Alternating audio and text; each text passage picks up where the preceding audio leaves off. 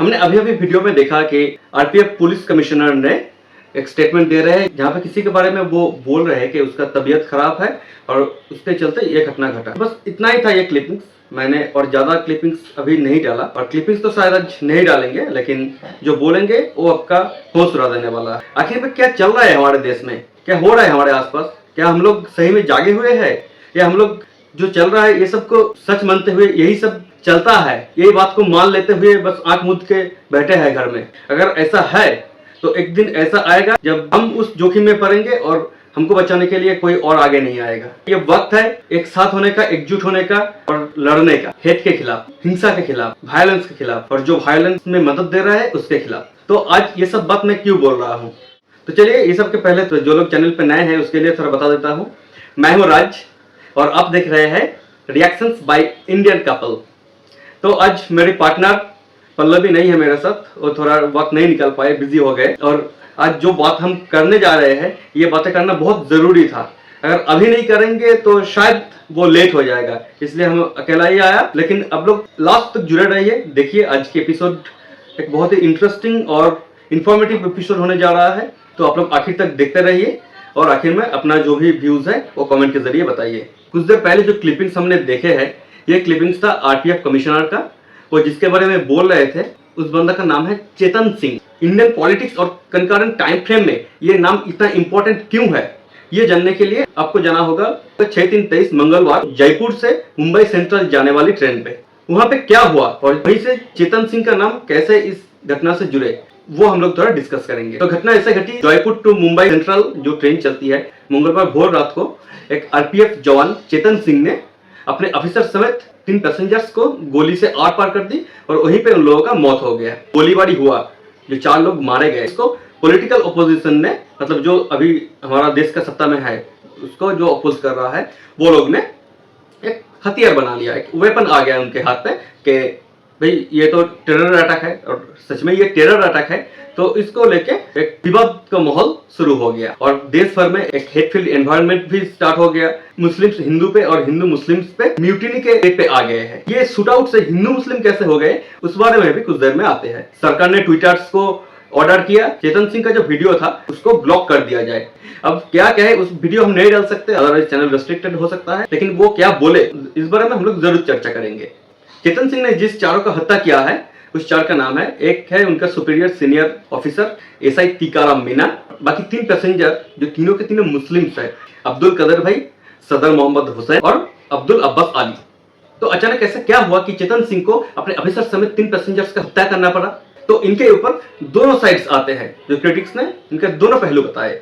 आजकल तो हर स्टोरी का 2 साइड आ रहा है, तो पहले हम लोग डिस्कस करते हैं इसका जो सॉफ्ट साइड है उसके ऊपर।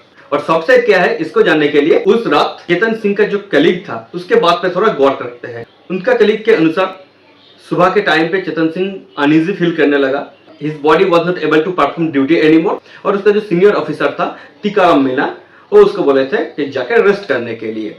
तो उसके अनुसार वो रेस्ट करने भी गए थे और उसका कलीग ने उसका राइफल का जो वेपन था वो उससे ले लिया था और उसको बोले कि भाई तुम कोई भी फाका सीट पे जाके खाली सीट पे बैठ जाओ या सो जाओ, वहां पे आराम करो। 10 मिनट के बाद वो आ गए उठ के और अपने कलीग से राइफल मांगने लगे। उसका कलीग जब राइफल देने को मना कर दिया तब वो उसको चोक किया।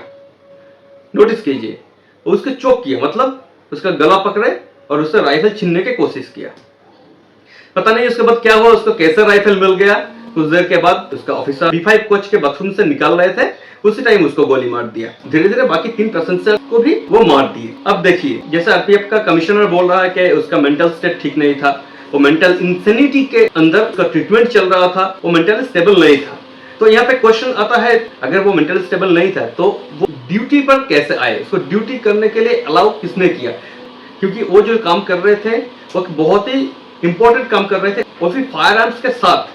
यहाँ पे एक फेलियर हुआ। दूसरा फेलियर हुआ कि इस टाइम पे वो मेंटल स्टेबल फील नहीं कर रहे थे, फिजिकली फिट नहीं फील कर रहे थे, तो उनको वेपन रिटर्न किसने दिया? अब आते हैं इसका फैक्चुअल साइड। 4 लोग मरे गए आरपीएफ जवान समेत। तो यहाँ पे हेडलाइंस जैसे उठ के आ रहा है, 4 shot dead by RPF man in hate crime on moving train. So that is the most important and crucial point. Minutely इस पर गौर कीजिए।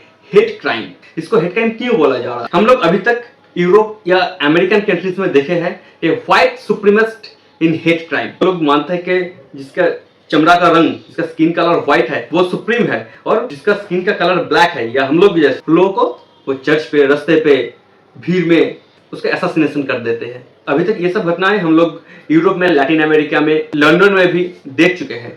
लेकिन आज के दिन में इंडिया में खड़ा होके अगर कोई आरपीएफ का जवान जो ट्रेंड पुलिस है, अगर वो राइफल से होश आवाज से 4 आदमी का कत्ल कर देता है, और वो भी हमारा जो सुप्रीम लीडर्स है उनके नाम पे, तो इसको आप क्या बोलेंगे? इसमें भी आ रहा है कि सुप्रीम लीडर्स का नाम इसमें क्यों आ रहा है। तो हम लोग यहाँ पे थे, जो आरपीएफ जवान ने B5 कोच के बाथरूम से निकालते हुए ऑफिसर, उनका जो सुपीरियर था, उसको गोली से उड़ा दिया।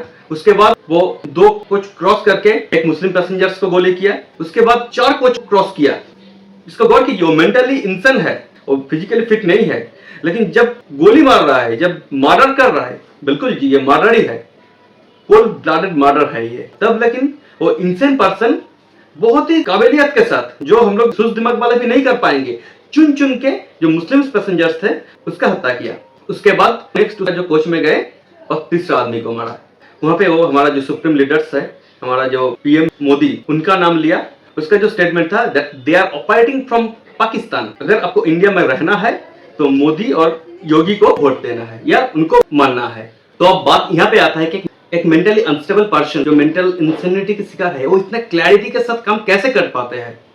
पहले अपने ऑफिसर को गोली किया, फिर चुन चुन के 3 मुस्लिम पैसेंजर्स का हत्या किया, उसके बाद मोदी और योगी के नाम से ये सब बात बोला गया। खतरे में है, खतरे में है कहते कहते हम इतना इम्पेशेंट हो गए कि जो दूसरा रिलीजन है उस पर ऐसे बार करे, अपने हाथ पे लॉ एंड ऑर्डर को उठा ले। हमको तो नहीं पता कि ये क्या है, ये क्यों हो रहा है, और हम लोग ये सब देख के क्यों चुप बैठे हैं। इंडिया जो है इंटरनेशनल लेवल पे यूनिटी के लिए जाना जाता है, या एक टाइम पे जाना जाता था। आज अब CNN उठा लीजिए, अल जजीरा उठा लीजिए, या और भी जो इंटरनेशनल लेवल पे न्यूज चैनल्स है, प्रिंट मीडिया है, उनको उठा लीजिए, सारे में हेडलाइंस तो यही सब आ रहा है। अब ये इंडिया के लिए, इंडियंस के लिए बहुत खराब संदेश है। अगर इससे बचना है, एक साथ होके, एकजुट होके इनके अगेंस्ट हमको लड़ना होगा।